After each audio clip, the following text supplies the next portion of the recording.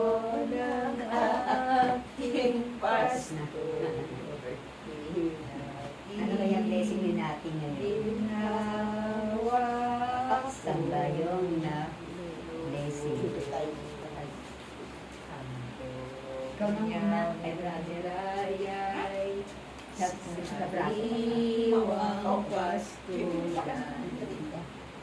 Pera ka. Kaya hindi na nga lang bibili. Bibigyan mo. Ibenta.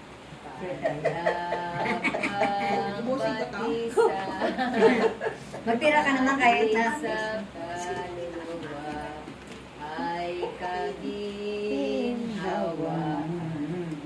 sa tumpang alandas. Siya ang patnubay.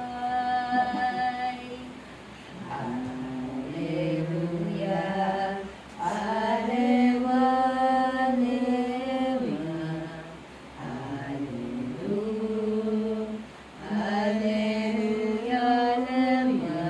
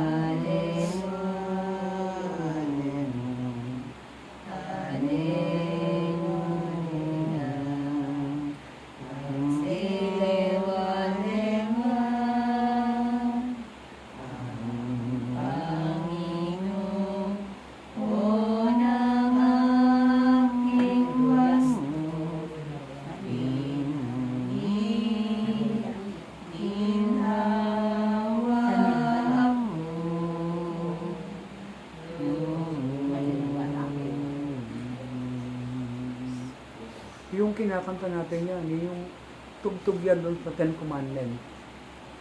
Wala na ang Ama namin. Ama namin, sumasalangit ka, sambahin ang ngalan mo. Mapasa amin ang kaharian mo, sundin ang loob mo dito sa lupa, parang sa langit. Bigyan mo po kami ngayon ng aming kakanin sa araw-araw at patawarin mo kami sa aming mga sala para nang mapapatawad namin sa nagkakasala sa amin. At huwag mo kami ipahintulot sa tukso at kaya mo kami sa lahat ng masama. Amen. Ave Maria, nagupuno ka ng grasya, ang Panginoong Diyos ay sumasa iyo.